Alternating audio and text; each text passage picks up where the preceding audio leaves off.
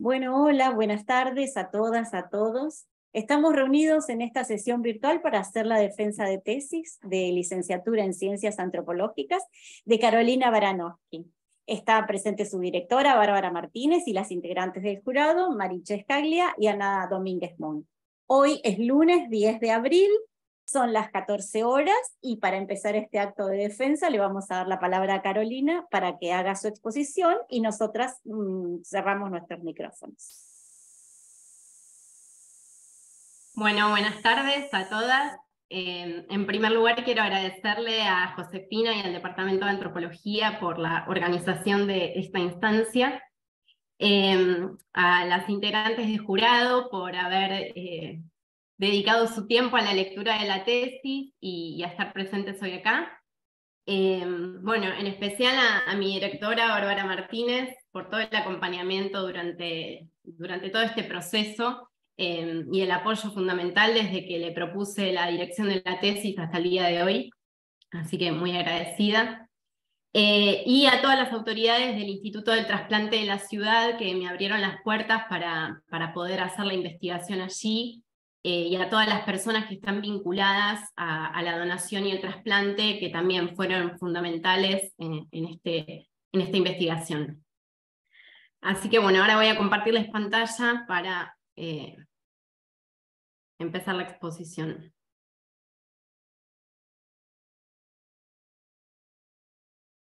A ver.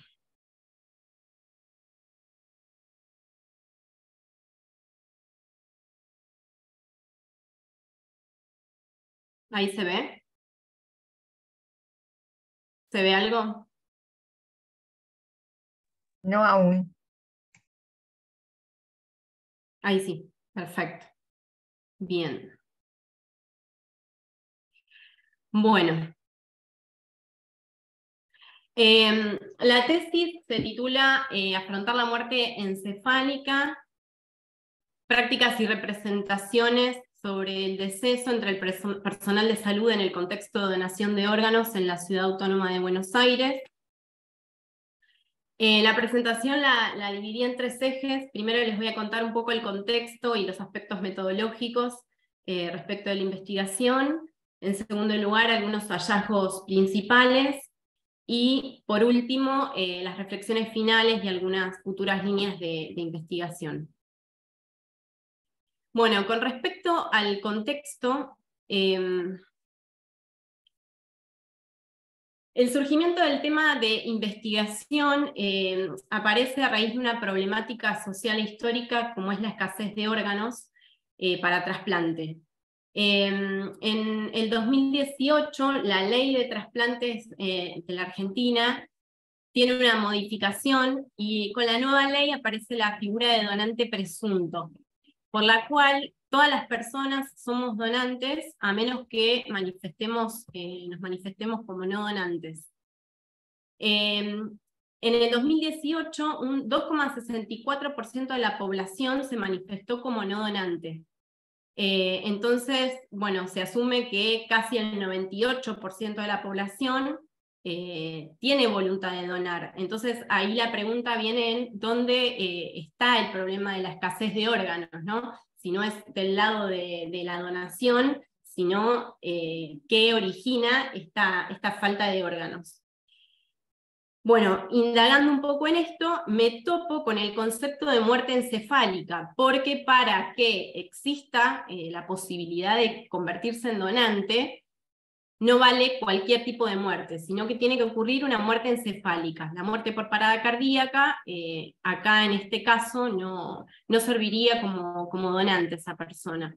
Entonces, la muerte encefálica es el análisis de este concepto, es el interés principal de la tesis, porque bueno, todas las personas para poder donar órganos tienen que tener este tipo de muerte, que es el cese irreversible de todas las funciones cerebrales, y el término este se acuña en 1967, y viene de la mano de todos los avances tecnológicos para poder detectarla y certificarla, porque en general lo que pasaba antes de estos avances tecnológicos es que las personas luego de la muerte encefálica hacían parada cardíaca, entonces no se lograba detectar. En este sentido, la muerte encefálica no es un concepto transparente, sino que es más complejo, y en la etnografía se ve cuando, por ejemplo, acá traigo la voz de una de las psicólogas, Graciela, que en ocasión de un seminario dirigido a personal de salud mental, dice, bueno, dejemos de aclarar que es muerte encefálica, es muerte y punto. Esto implica tratar como si fuese un solo tipo de muerte, porque al aclarar que es encefálica, tanto en los familiares de donantes como en la sociedad, se empieza por ahí a desconfiar de este término o a confundir con los pacientes en coma y esta vuelta a la vida y el milagro de la vida, que en la muerte encefálica claramente no sucede porque es un diagnóstico que es irreversible. La mayoría de estas muertes son imprevisibles y traumáticas porque están dadas por traumatismos de cráneo o accidentes cerebrovasculares, ocurren en personas jóvenes y son muy repentinas. Entonces también eso genera un gran impacto tanto en la comunidad médica como en las familias de la persona fallecida, ¿no? Porque es completamente inesperado. Bueno, el proceso de donación y trasplante es un continuum de pasos operativos, que son estos 9 pasos. A modo analítico yo diferencio estos pasos en 2 etapas, que son la etapa de donación y la etapa de trasplante. Mi investigación, como tiene el eje de la muerte encefálica, voy a hacer foco en la etapa de la donación. Algunas investigaciones nacionales que abordan esta problemática son las de Lenin Lejano Quevedo, que aborda los valores éticos de los médicos en cuanto a la detección o no de los potenciales donantes. César Bodnar, que habla de la construcción de la muerte y los elementos constitutivos del cuerpo, esto es, los órganos que se implantan en otra persona, no es solamente un hecho biológico, sino que acarrea toda una cuestión y de una construcción sociocultural. Y por último, Eduardo Rivera López, que trabaja en el 2015 con el tema del acompañamiento familiar en la donación, ¿no? El consentimiento. Si bien esta investigación es anterior a la ley que les cité antes, es importante ver cómo es la historia del rol de las familias en cuanto a la donación. Y después, las investigaciones que van por el lado del trasplante, Andrea Flores Medina trabaja sobre la reciprocidad en el contexto de donación, y aquí una cuestión que trabaja ella es cómo las personas que han recibido un trasplante después tratan de devolver eso que se les dio a través de los espacios de militancia, y esto se enlaza con el trabajo de Marcela Baldata, del órgano a la organización, donde analiza una ONG de personas trasplantadas. Estos son algunos antecedentes de investigaciones nacionales de esta problemática.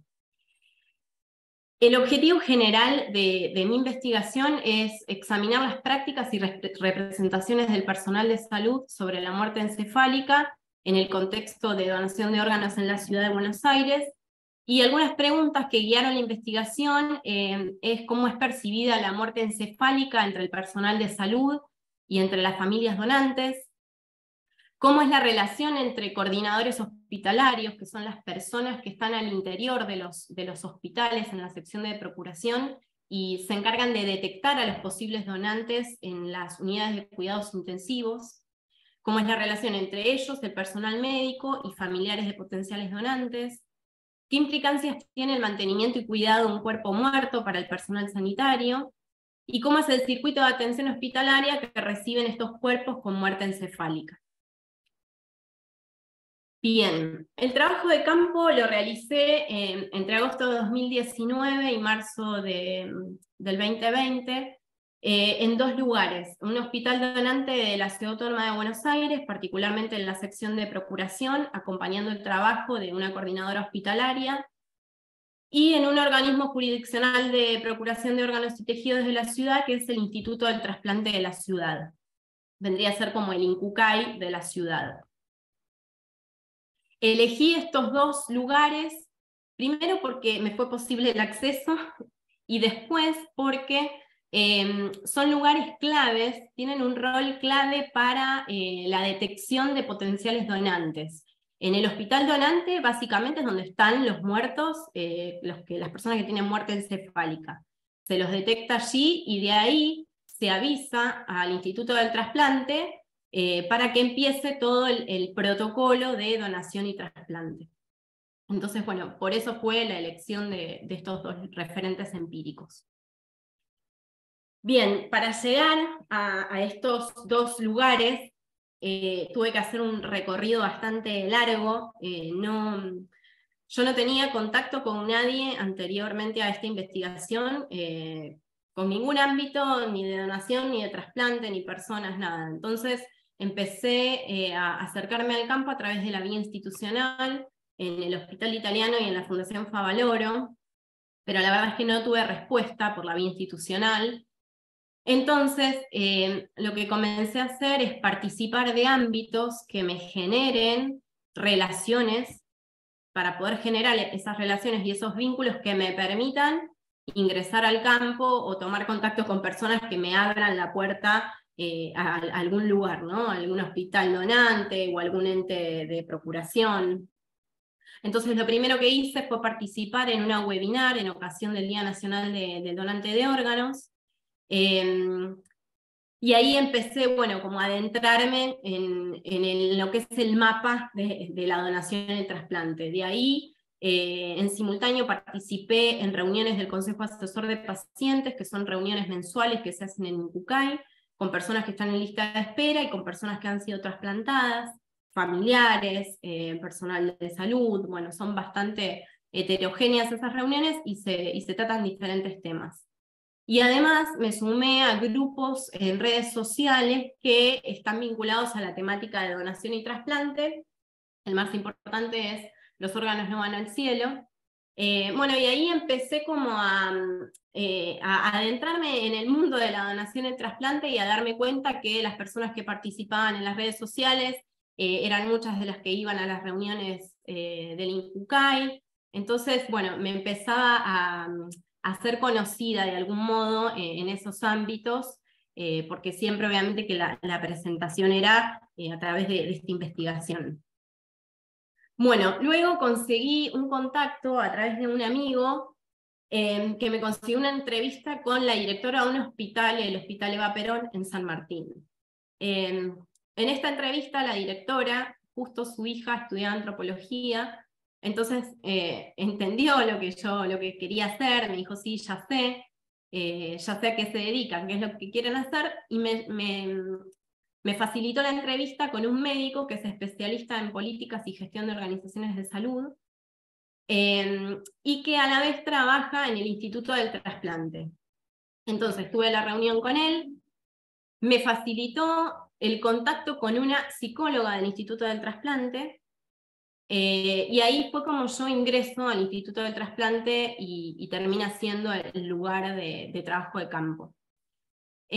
También tuve una entrevista con una trabajadora social del CRAI Norte, que es el Centro Regional de Ablación e Implantes, y bueno, ahí, digamos, obtuve información sobre todo el mapa nacional de donación.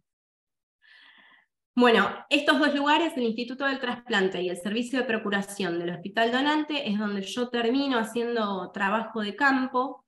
Empiezo en el Hospital Donante y finalmente lo hice entre octubre del 2019 y enero del 2020. Decido salir de este lugar y volver al Instituto del Trasplante y tratar de acompañar un equipo de guardia ahí, porque la coordinadora hospitalaria, si bien me dejaba acompañarla y estar en sus rutinas laborales, yo sentía como un freno a poder participar de todos los ámbitos. Entonces esto yo se lo planteé a ella y ella, digamos, me decía, sí, no, podés venir, lo que pasa que los días que estoy muy atareada se me complica que estés. Y justamente los días que estaba más atareada es cuando se hacen los operativos de certificación de muerte o los operativos de donación, que eran los ámbitos en los que yo quería participar. Y bueno, la sensación de incomodidad me llevó a buscar otro lugar, digamos, y a correrme de ahí. para poder hacer el trabajo de campo como más completo, ¿no? Entonces hablé con la psicóloga y me permitió participar de un equipo de guardia interdisciplinario, que es un equipo de guardia que se ocupaba de la certificación de muerte en todos los centros de salud de la ciudad, y además organizaba los procesos de donación. En este lugar hice el trabajo de campo y hice entrevistas en profundidad a personal sanitario, y la verdad que al participar de guardias médicas que son tan largas y que por ahí hay muchos baches en donde se está esperando el llamado desde los hospitales para ir a hacer los operativos, en esos tiempos se generó un vínculo de confianza con todas las personas, con todos los trabajadores y trabajadoras del instituto, que la verdad es que me permitió conocer mucho de la institución, y bueno, y ahí es donde más abarqué todo el trabajo de campo y la observación. Bien. En marzo del 2020, el Instituto del Trasplante comienza con un protocolo de guardias pasivas por el tema de COVID-19, entonces ahí ya no asistíamos más, sino que el equipo empezó a funcionar a través de la aplicación de WhatsApp, que es donde se seguían todos los operativos y desde donde se mandaban todos los documentos, se seguía la vida laboral de todos los trabajadores de la salud desde esa aplicación. Yo en este momento es cuando empiezo a hacer la escritura y empiezo también a continuar las entrevistas a través de WhatsApp, entonces por eso es el paso a la etnografía, porque sigo haciendo un trabajo de campo, pero virtual. Acá las guardias se activaban y solo iba la neurocirujana y algún enfermero quizá a los hospitales, pero el resto de los trabajadores seguían los operativos a través de la aplicación. Bien, bueno, en cuanto a la organización escrita y a la estructura de la tesis, la dividí en 5 capítulos. En el primer capítulo abordo los antecedentes teóricos del concepto de muerte encefálica y la disputa y las diferentes concepciones culturales que hay del término, las autoras que lo abordan, después también algunas cuestiones referidas a la biotecnología, al tráfico de órganos, a los protocolos de certificación, a la necesidad de estandarizar estos protocolos de certificación de muerte. Bueno, en el capítulo 2 hago una descripción de los pasos operativos desde la observación participante y desde lo que yo pude observar en el campo, ¿no? Cómo esos pasos operativos son aplicados. En el capítulo 3 abordo la muerte encefálica desde las herramientas conceptuales de proceso de la muerte y de liminalidad, también en el contexto de la donación de órganos, y en los vínculos que aparecen en el personal sanitario en los momentos de los operativos. En el capítulo 4 abordo el personal de salud y la muerte encefálica, es decir, cómo el personal de salud afronta esta labor cotidiana de enfrentarse a la muerte encefálica, algunas estrategias que utilizan. Y por último, en el capítulo 5, los vínculos institucionales e interpersonales, esto es, cómo se aplica la legislación vigente, cómo es tenida en cuenta en la práctica, teniendo en cuenta el consentimiento familiar y esta atención con la figura del donante presunto, y cómo operan las relaciones interpersonales en la consecución de órganos. Bueno, en cuanto a los principales hallazgos de la tesis, voy a nombrar estos 3, que son, bueno, algunos sucesos que demuestran que la muerte encefálica no es solamente un evento biológico, sino que es necesario abordarla desde una perspectiva sociocultural. En segundo punto, la muerte encefálica como un proceso, y en este proceso aparece el momento de la desconexión como clave. Y por último, las estrategias que utiliza el personal sanitario para enfrentarse a la muerte encefálica. Con respecto al primero, la categoría de muerte encefálica, como les decía, es una categoría que no es transparente, sino que tiene diferentes complejidades, en principio por la percepción sensorial de lo que es un muerto, porque en este caso la persona, el paciente, al estar conectado a un soporte vital, pareciera que respira, tiene temperatura, tiene color. Entonces esa percepción es contradictoria con lo que uno cree que es la muerte, ¿no? Y acá aparece la voz de una de las psicólogas del equipo de guardia, que median entre el personal médico y las familias. ¿Por qué? Porque esta categoría de muerte encefálica no es comprensible muchas veces. Entonces acá aparece la voz de Graciela que dice: una vez con el director de un hospital estábamos en un operativo de un agente de Escobar que tenía en vivero, entonces le habían traído unas flores. Le dijimos: esa flor vos la ves y está bárbara, pero no está viva porque se va a marchitar. Esto es lo mismo, y lo entendió. Y en otra oportunidad, otra psicóloga me comentó que la muerte encefálica es como una vela que se va apagando. Entonces acá aparece la necesidad de tender estos puentes comunicacionales para que las familias o la sociedad tengan una comprensión acabada de que esa persona está muerta y que no es irreversible. Bueno, con respecto a la despedida y la desconexión, en el proceso de muerte, lo que muestro acá es que el proceso de muerte excede la muerte biológica y ese momento puntual, sino que empieza antes con lo que le llaman la escala de Coma-Glasgow, que es una medición del nivel de conciencia, donde un paciente activo pasa a ser potencial donante. Entonces ahí la muerte ya empieza a transcurrir. Si bien no está declarada, empieza a tratarse a ese paciente potencial donante como muerto. Una vez que el Instituto del Trasplante declara la muerte encefálica y ese cuerpo sigue mantenido artificialmente, viene el momento de la despedida, que es cuando se le ofrece a los familiares despedirse. Bueno, acá aparece un momento clave porque yo lo categorizo como una persona muerta. Sé que jurídicamente es un término contradictorio, pero sociológicamente sirve para entender que es diferente al estado de muerto de cuerpo cadáver luego de la desconexión. Porque viene la despedida, se produce la ablación, luego de la ablación se desconecta el cuerpo y se entrega a las familias como cuerpo cadáver, en un nuevo estado. Para graficar esto traigo el ejemplo del caso de Claudio, que es el hermano de un señor que en un altercado callejero tiene un traumatismo de cráneo. Ingresa al hospital el 31 de octubre. A él le declaran la muerte encefálica el 11 de noviembre, o sea, 11 días después.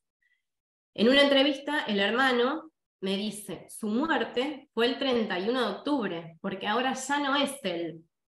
Sin embargo, un rato después, cuando el personal sanitario le ofrece despedirse y él accede, les pregunta: ¿puedo ver el último latido? Es decir, quería quedarse hasta el momento de la desconexión, lo cual no fue posible.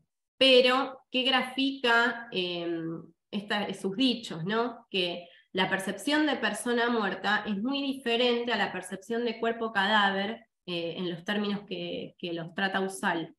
Esto es, la persona muerta tiene otras características y esa intención de ver el último latido lo hace diferenciarse de un cuerpo muerto tal como lo concebimos con la muerte por parada cardíaca. Bueno, y por último, con los hallazgos principales, el modo del personal de salud de enfrentarse a la muerte encefálica. Acá aparecen dos cuestiones, que es la muerte como fracaso profesional médico, como esto de, bueno, los médicos están formados para curar y no para asistir a la muerte, y por otro lado, la falta de formación en la comunicación del deceso y utilizar tecnicismos como la palabra óbito, cuando le comunican la muerte a los familiares. Entonces esto genera un distanciamiento y las familias no terminan entendiendo si es que la persona murió, si es que hay posibilidad de sobrevida. Estas cuestiones que aparecen en la investigación y que son la voz del personal de salud, yo veo acá el rol del personal de salud mental, las psicólogas del equipo del Instituto del Trasplante, que respaldan esta formación débil o nula médica en materia de muerte y el morir, y en duelo y comunicación o no comunicación. Ellas aparecen como intermediarias con la relación con las familias, inclusive aparecen como soporte de contención para los propios médicos en los operativos de certificación de muerte, cuando les cuesta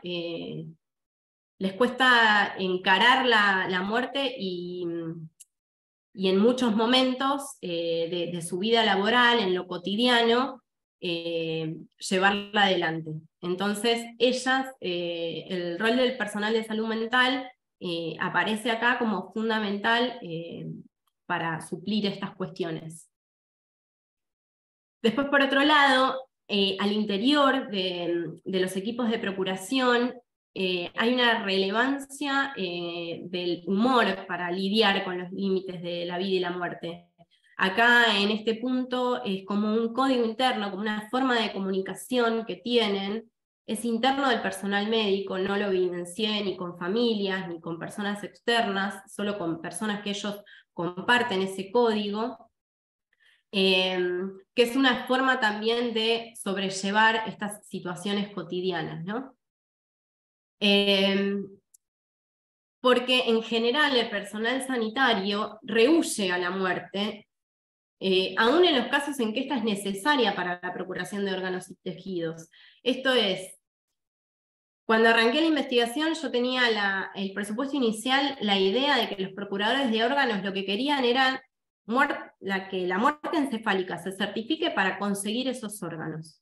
Sin embargo, en el campo me encontré con todo lo contrario. Todos los profesionales de la salud lo que intentan es que triunfe la vida, o sea, tienen un afán porque las personas sigan con vida. Y en el último caso, en el que tengan el diagnóstico de muerte, ahí sí recién se empieza con todo el protocolo de donación, pero no es que por trabajar en procuración tengan esa necesidad de conseguir esos órganos. Bueno, y esto es algo que el campo me lo mostró, ¿no? y refutó lo que yo pensaba al inicio.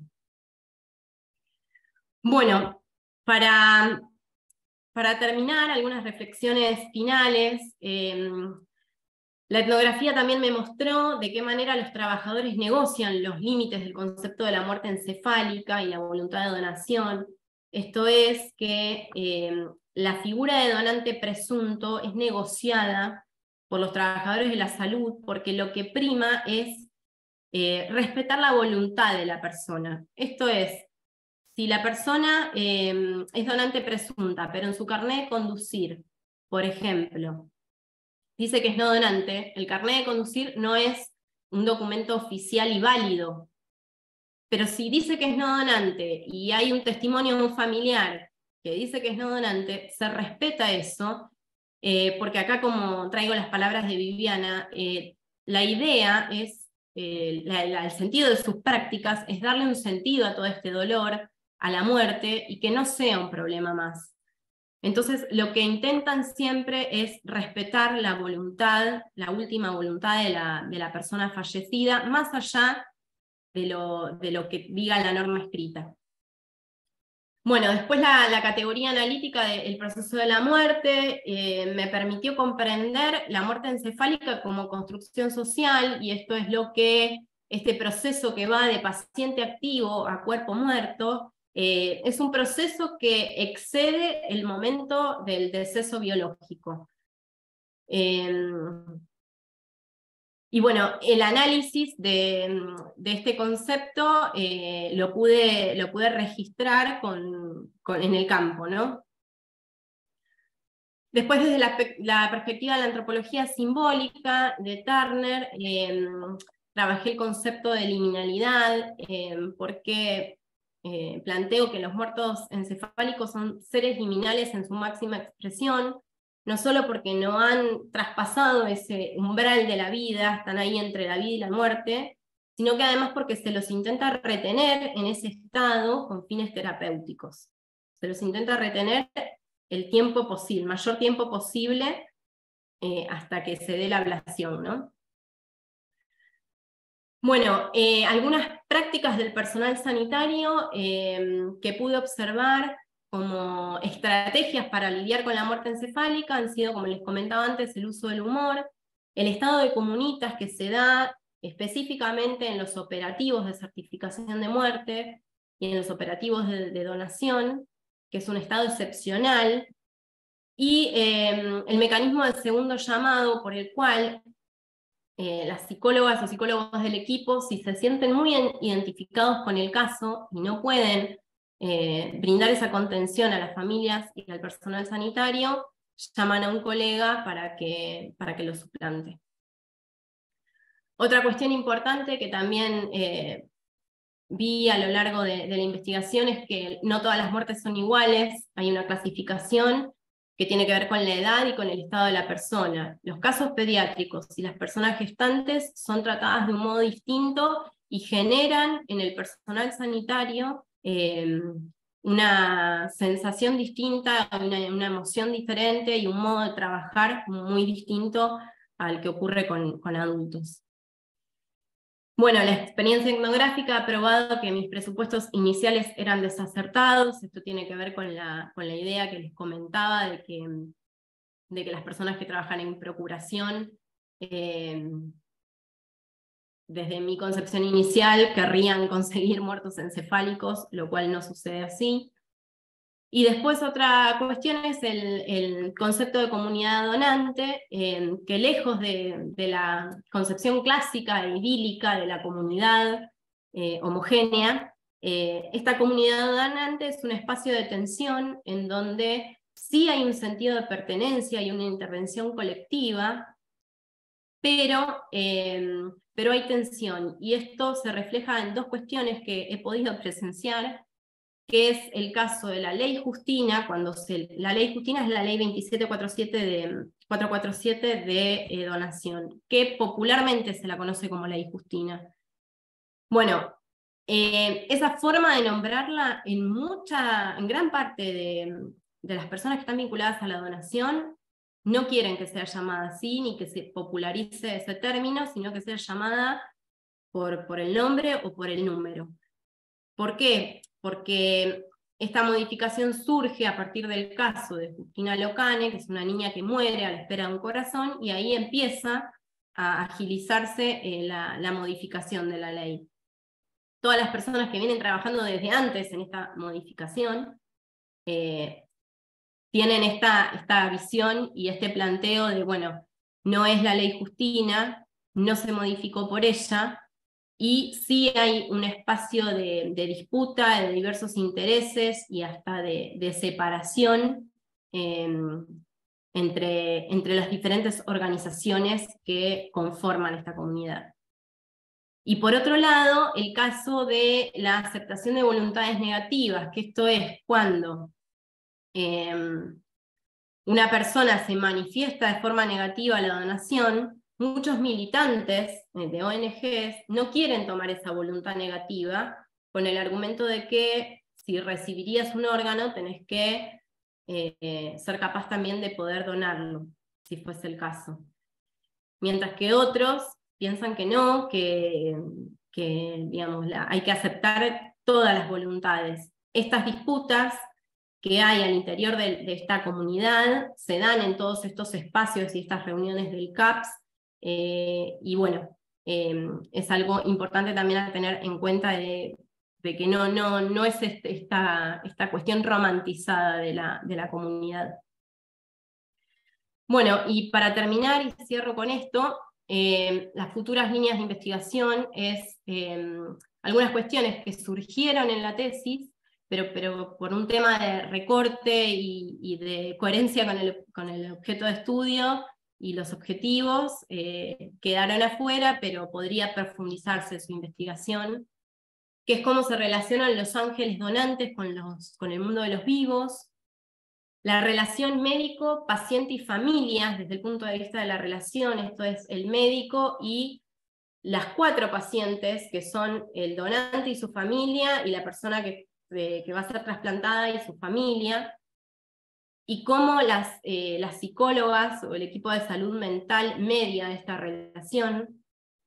Por otro lado, la relación médico y pacientes trasplantados, porque aquí hay también una cuestión de adherencia a los tratamientos post-trasplantes, que tienen que ver con las condiciones socioeconómicas que determinan esa adherencia. Entonces ahí también aparece una línea de investigación que se abre. Por el lado de las personas trasplantadas, también la percepción de vivir con un órgano que perteneció a otras personas, eso también fue algo que apareció y que no fue profundizado, y los espacios de militancia luego de recibir un trasplante, como esta nueva forma de vida. Y después la formación médica en relación a los procesos de la muerte y el morir y al modo de comunicación con las familias. Cómo la formación médica influye tanto en la comunicación como en la comprensión de este proceso de la muerte y cómo es abordada y percibida. Y por último, cómo influyen las desigualdades sociales en la obtención y donación de órganos, y en relación a esto los mitos y las creencias que hay sobre el tráfico de órganos, ¿no? Estas cuestiones han aparecido, pero no han sido abordadas en profundidad, así que bueno, quedan pendientes.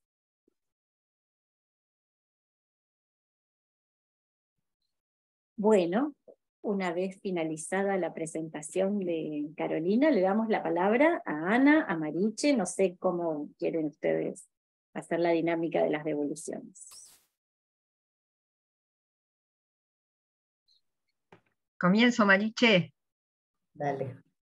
Bueno, en principio agradecer a Bárbara y al departamento por la invitación a formar parte de esta evaluación, y a Carolina por el trabajo realizado. Yo voy a ser muy breve en cuanto a el surgimiento del tema y cómo una pregunta metodológica, una de construcción del objeto y otra de las formas en que vos resolviste cuestiones de orden metodológico en plena ASPO. Y en principio me parece muy claro cómo surge este tema, y quiero destacar la estrategia metodológica de cómo acercarse a instituciones que son tan difíciles de abordar, sobre todo en temas que tienen que ver con la muerte, pero a su vez cómo pudiste llegar a las actividades de los grupos, y de ahí, que eso me parece una destreza etnográfica extraordinaria, a distintas instancias de observación. La pregunta metodológica es cómo sorteaste o cómo llegaste a esta idea de la etnografía, porque es como casi un recurso muy interesante, muy creativo, en un momento en donde te toma en caliente, en una coyuntura caliente. Después, otra de las cuestiones que me pareció interesante es cómo pudiste reconocer algunas de las personas que forman parte del equipo de salud y que han sido para vos casi como bisagras en las interpretaciones del cuerpo, de la liminalidad, de incluso de la situación angustiosa de los médicos y equipos de salud, como han sido en este caso la psicóloga o las psicólogas. Yo reconozco una, pero por ahí hay una síntesis ahí metodológica. Y tercero, en la formación médica, ¿qué cuestiones, ahora que aprovecho que está Mariche también presente, qué cuestiones considerás deberían ser, a partir de tu mirada, aspectos centrales en la formación médica con respecto a la comunicación en situaciones, podríamos decir, de final de vida y de inminente muerte, como para acompañar, y hasta yo diría enfatizar la necesidad de la formación médica en función de lo que es la donación de órganos, porque si no leí mal tu tesis, y creo que es así, hay una disparidad de interpretación sobre la posibilidad o no de donar órganos entre el personal de salud. Así que a eso sí me interesaba profundizar. Y de nuevo, muchas gracias.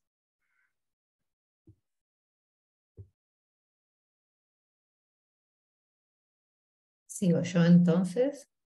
¿O contesta? Ah, bien.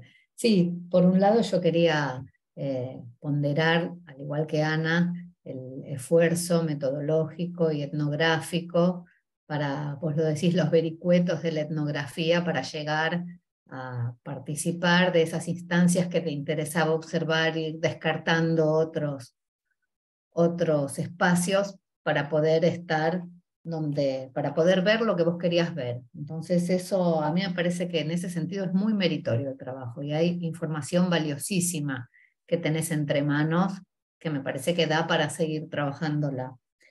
Y también rescato un muy buen diseño de la investigación, ¿no? Está claramente definido el objetivo, los interrogantes, y eso, digo, los límites, ¿no? Vos decís claramente, bueno, de los 9 pasos yo me voy a enfocar en la ablación y en la donación, y voy a llegar hasta la ablación y no voy a seguir más allá.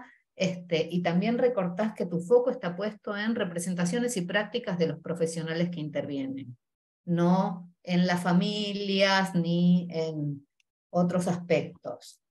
Y eso me parece muy poderoso. Yo voy a hacer más un comentario que preguntas, digo, en esto. Eso me parece que te da así una herramienta muy, muy valiosa. Ahora bien, en términos de las categorías de análisis, vos hablas de representaciones y prácticas, yo te sugeriría que podrías usar, sobre todo para trabajar la formación de los profesionales de la salud, la categoría de saber médico, que supone de Menéndez, ¿no? Que supone esta articulación dialéctica entre representaciones y prácticas y cómo se juega en el ejercicio del rol, ¿no? En los espacios profesionales, donde ahí el saber ya no tiene tanto que ver con la formación médica, sino con, y eso está en el material que vos pones en juego, ¿no? Cómo se llega a esta idea de muerte encefálica, cómo se negocia a partir de estos espacios de socialización profesional. Entonces me parece que ahí esto es una categoría que te puede servir, y también porque la idea de eliminar, o sea, si bien la idea de proceso de muerte está muy bien usada, digo, está claro el tiempo, la construcción social y cultural de los actores que intervienen en el campo a la hora de trabajar la muerte como proceso, sí me parece que está forzando tal vez un poco el uso de las categorías de Taussig, de liminalidad y de comunitas, que no sé si viene a cuentos, ¿entienden? Me parece que la antropología de la salud o la antropología médica aporta un corpus de categorías que tal vez también pueden ser mucho más útiles para trabajar sobre la formación de los profesionales, ¿no? Y el trabajo profesional en salud.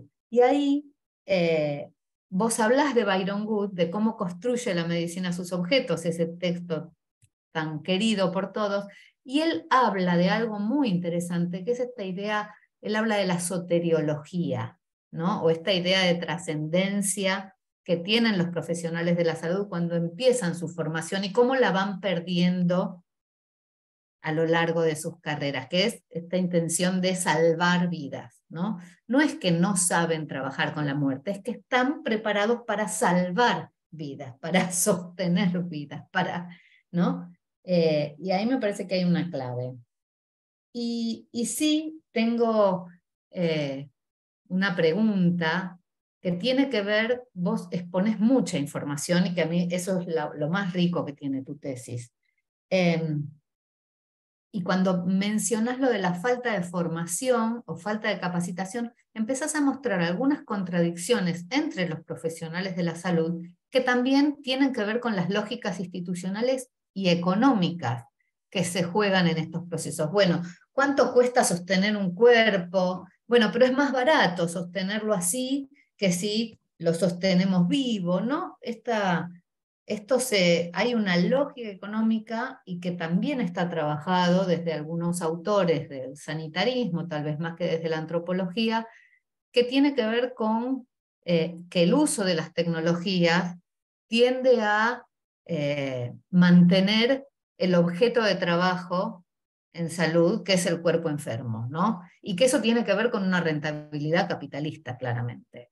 Entonces, digo, por ahí hay algo también para ver qué se está jugando, quién banca económicamente, quién financia el sostenimiento de esos cuerpos, cuánto inciden las distintos hospitales, ¿no? Son todas preguntas que a mí me surgen a partir de la lectura de tu trabajo, y me parece que en ese sentido es muy rico. Por eso digo, ¿cuánto incide si el hospital donante es público o es del sector público o es del sector privado, ¿no?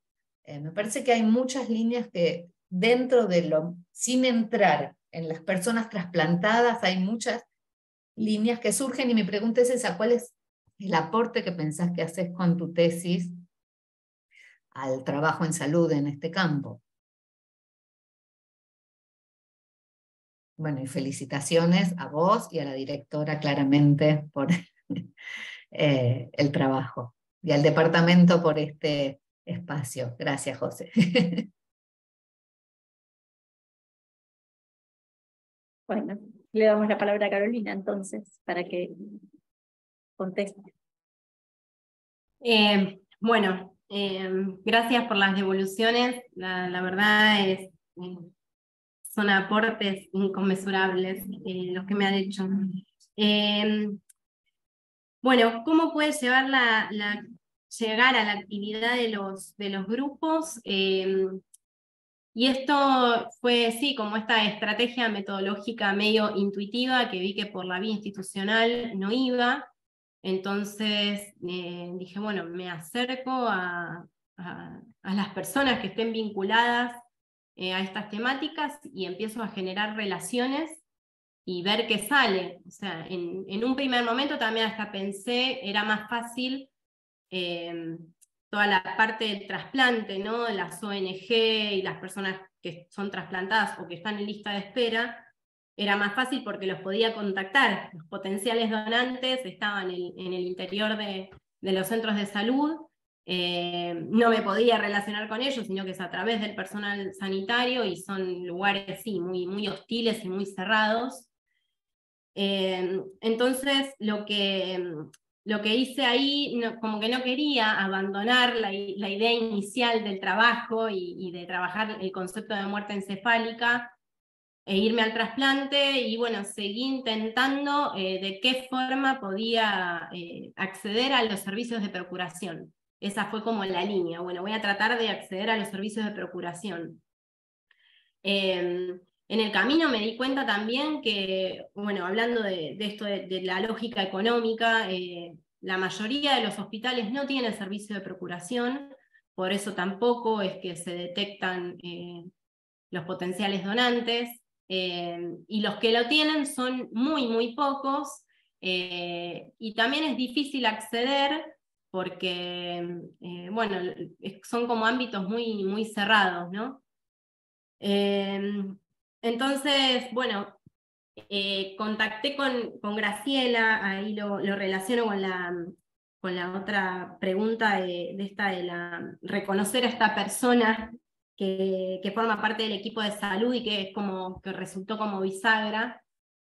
Contacté con ella, que es una psicóloga que tiene más de 40 años de experiencia en el campo de la donación, trabajó como coordinadora hospitalaria en los hospitales de la ciudad, y bueno, a partir de ella fue que me animé a pedirle directamente si era posible que yo participe de un equipo de guardia o si ella me podía contactar con alguien que esté en un servicio de procuración.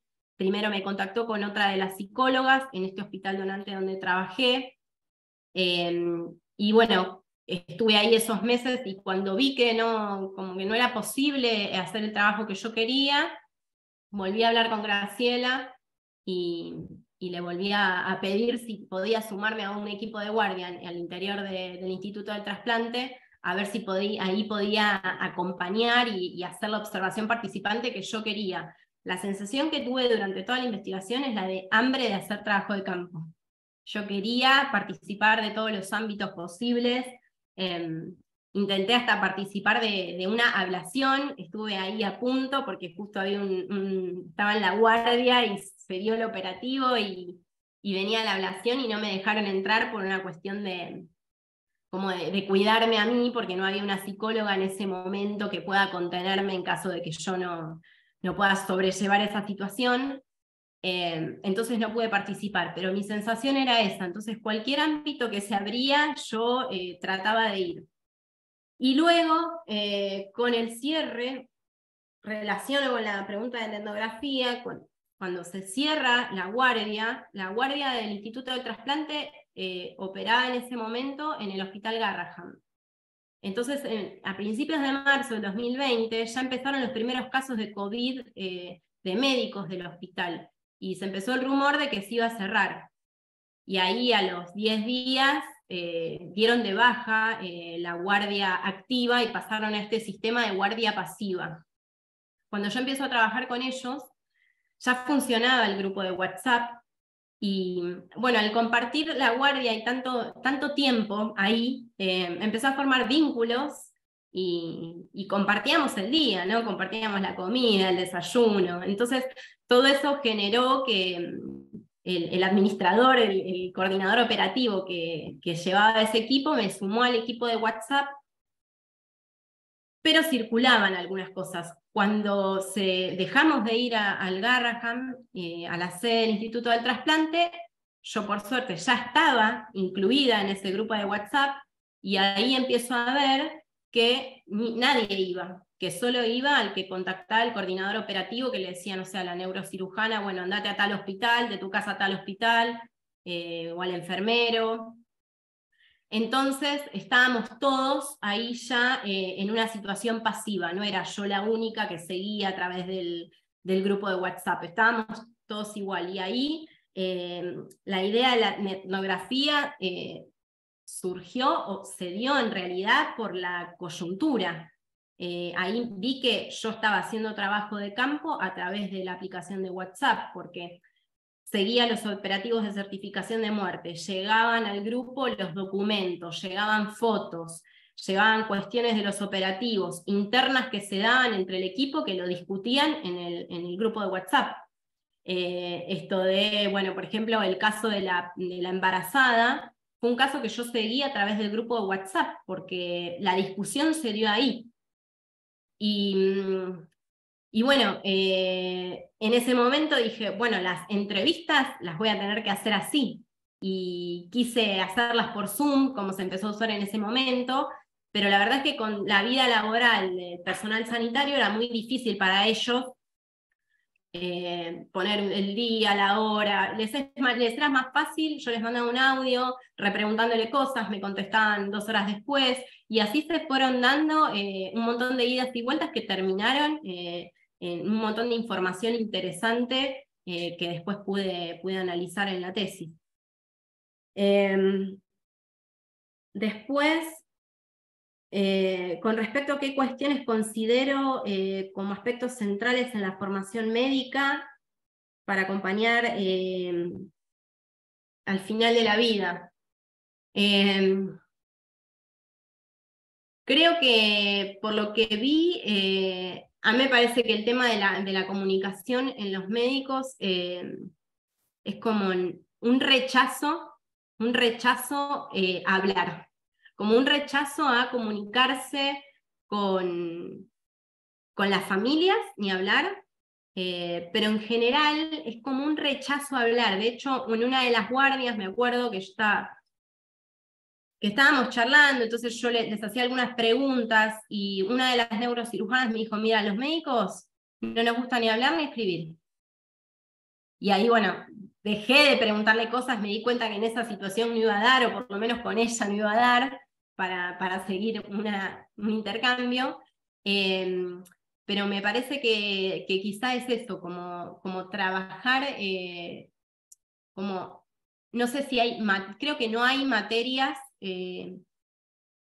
no investigué sobre el tema, pero me parece que no hay materias que traten sobre la comunicación y el duelo, y menos sobre el momento de la donación de órganos. Eso se lo pregunté a algunos médicos, o sea, en el contexto de esta investigación, pero fuera de estos referentes empíricos, y por lo que ellos me decían es como, por ahí hay algún seminario que si a alguno le interesa lo puede hacer, pero que no es parte de la formación, la comunicación de duelo y menos que menos el tema de la muerte encefálica y todo el proceso de donación que conlleva.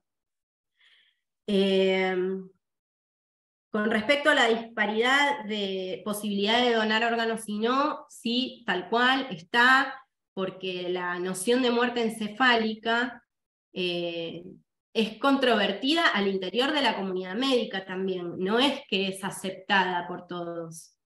O sea, acá en Argentina se acepta el concepto y se posibilita la donación, pero hay toda una línea de profesionales de la salud que dudan o que dicen, bueno, sí, pero ¿qué parte del tronco encefálico tiene que dejar de funcionar? ¿Es todo el tronco? ¿Es este hemisferio?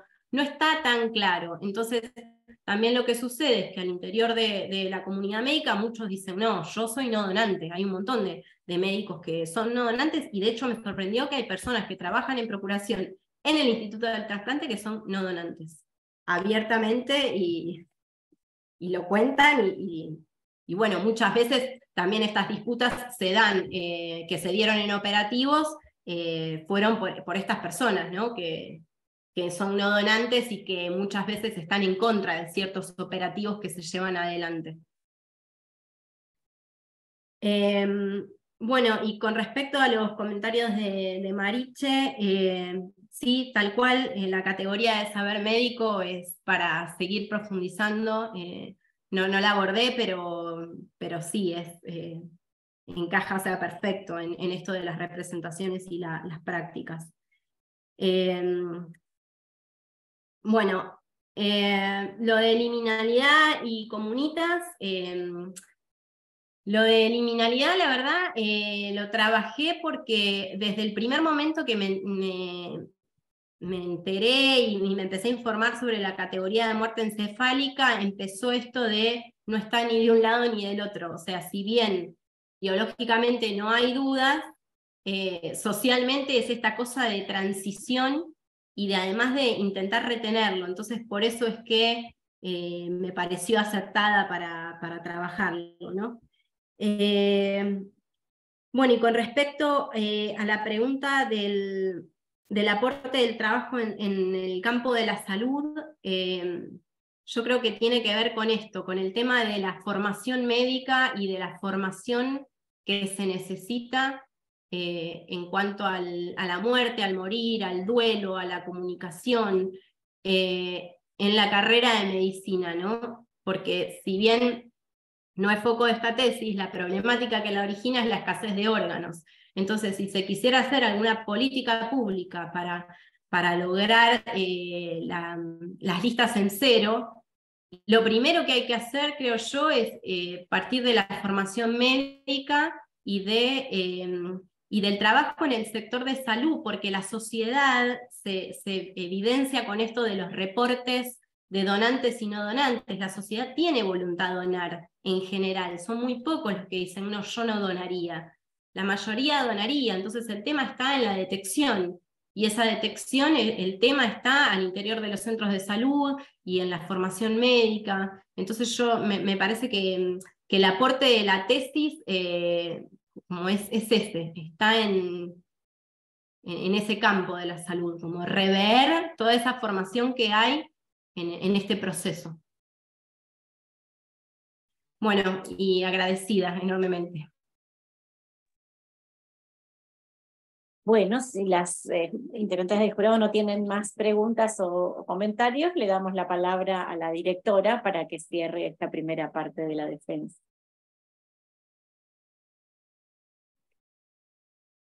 ¿Sigo yo? No hay otros comentarios. Bueno, en primer lugar, muchas gracias, Josefina, por este espacio, muchas gracias por hacerlo posible, por poner toda la técnica y toda la voluntad para que salgan las defensas en esta modalidad o en la que sea. Muchísimas gracias. Muchas gracias, Ana, muchas gracias, Mariche, por la lectura atentísima de la tesis y por los aportes que hicieron, que la verdad es que son excelentes y vienen muy bien a Carolina. Caro, bueno, otra vez muchas gracias por tu trabajo. Quiero decir que conozco a Carolina cuando empezó el seminario, yo dicto el seminario anual de tesis, y Carolina empezó ahí, ¿no? Nuestro vínculo empezó ahí. Y efectivamente lo que ella mencionó como el hambre de hacer trabajo de campo es algo que desde el minuto 1 apareció. Lo que ella manifestó, bueno, en primer lugar se nota que Carolina tiene más trabajo de campo que el que pudo entrar en la tesis. Hubo que recortar muchísimo, muchísimo.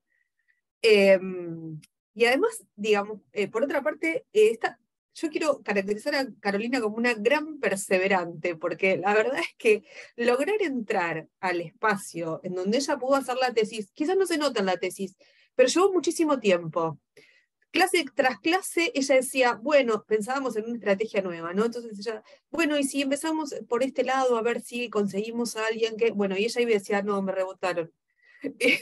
Bueno, volví a las 2 semanas, bueno, a ver si pensábamos de este lado, conseguimos un médico en el hospital, tal hospital, y volvía, no, pero no me contesta, y entonces, bueno, y otro lado, y por otro lado, y seguí intentando, y ella nunca abandonó esa posibilidad, nunca abandonó. Si bien en un momento apareció eso que ella dijo, bueno, y entonces pensé, pero eso fue una idea mínima que se cruzó, ella nunca abandonó la posibilidad de hacer campo. De hecho, en un momento se evidenciaba muy bien esto de cómo nosotros diagramamos desde las ciencias sociales nuestras investigaciones y cómo el sistema médico a sí mismo se diagrama sus investigaciones, porque en un momento Carolina consiguió el contacto de un médico muy reconocido, de un hospital muy reconocido, privado, en donde se hacen ablaciones, y el médico dijo, bueno, pero previo yo necesito el esquema de investigación, los objetivos, las hipótesis, los resultados esperados, y claro, Carolina está empezando el trabajo de campo. Eso para nosotros es algo que se hace, obviamente, podemos tener un objetivo, etcétera, digamos, pero los resultados esperados, la idea de qué es lo que va ocurriendo, se ve en el campo, porque ese es nuestro trabajo en interacción. Bueno, entonces, esto también, ¿no? Digamos, por una parte esto parecía que se le iban cerrando puertas, pero se le abrían continuamente interrogantes que fueron nutriendo la tesis. Y ella, bueno, como bien lo decía, digamos, no empezó con un portero, como muchas investigaciones empiezan. Empezó golpeando puertas hasta que alguna se abrió. Y en ese derrotero golpeó un montón. Golpeó incluso más, creo, que las que se evidencian en la tesis. Pero bueno, por fin llegó a la investigación, al resultado de esta investigación. Yo creo que una de las cuestiones que nosotros empezamos a ver, o que a mí me interesan mucho, y lo he hablado con muchos colegas y también con Carolina, es cómo nosotros desde la antropología podemos pensar concretamente no sé si llamarlo aporte, pero digamos, alguna idea que pueda ser retomada y que sirva de retroalimentación en una esfera más amplia. Y a mí me gusta mucho, está bien, yo la dirigí y le tengo mucho cariño a Carolina, es muy difícil, pero digamos, me gusta mucho el aporte de Carolina acerca de qué pasa cuando tenemos una norma, pero esa norma en el campo, en la vida cotidiana, en la capilaridad, se nos están escapando muchas cosas. Entonces creo que esa posibilidad que muestra Carolina de, bueno, ¿qué pasa en la práctica cotidiana? ¿Qué pasa cuando hay un equipo que va a hacer un análisis de un cuerpo? ¿Qué pasa cuando en la vida cotidiana, si bien la persona no se manifestó en contra, aparece así en el carnet, que es un documento? Bueno, digamos, todas estas cosas capilares que hacen que efectivamente la cantidad de órganos disponibles sea menor. Y me gusta, digamos, otra cosa que me parece muy interesante a mí desde la tesis de Carolina, tiene que ver con la eficacia simbólica de los símbolos, que no lo llegamos a exponer mucho más en la tesis, pero que lo venimos charlando hace rato, de cómo a veces en el personal médico, el personal de salud en general, algunas cuestiones que tienen que ver con las acciones potencian y requieren e impulsan un cambio de la realidad, digamos. Y en este sentido pienso las cuestiones que menciona Carolina cuando a partir de microacciones que están cargadas de símbolos, como por ejemplo, cuando ellos se encuentran en una situación de comunidad, en la ambulancia que ella menciona, y entonces empiezan a cantar, y entonces a partir de eso esperan que ocurra otra cosa, que después además se continúa por el WhatsApp. No sé si estaba eso en la tesis, si se recortó o no, digamos, pero eso continúa en el WhatsApp. Esta idea como de cómo, un concepto súper clásico en Levi-Strauss, ¿no? Pero cómo la eficacia simbólica de las acciones y de las prácticas procuran cambiar un estado de situación que es un estado de situación que ya obviamente es irreversible, pero que incluso impulsa. Bueno, tengo algunos comentarios más, pero algunas ideas que después voy a seguir charlando con Carolina, pero bueno, básicamente nada, quería mencionar estas cositas y de nuevo agradecer realmente la atentísima lectura. Gracias Carolina también por tu trabajo y gracias Josefina. Bueno, con esto cerramos la primera parte de la defensa. Ahora le vamos a pedir a Carolina que salga un ratito de la reunión mientras las integrantes del jurado redactan el dictamen y la volvemos a llamar. Bárbara te va a volver a convocar para que entres de nuevo. Vamos a dejar de grabar y vamos a dejar de transmitir por YouTube por los minutos que lleve la elaboración del dictamen y retomamos luego.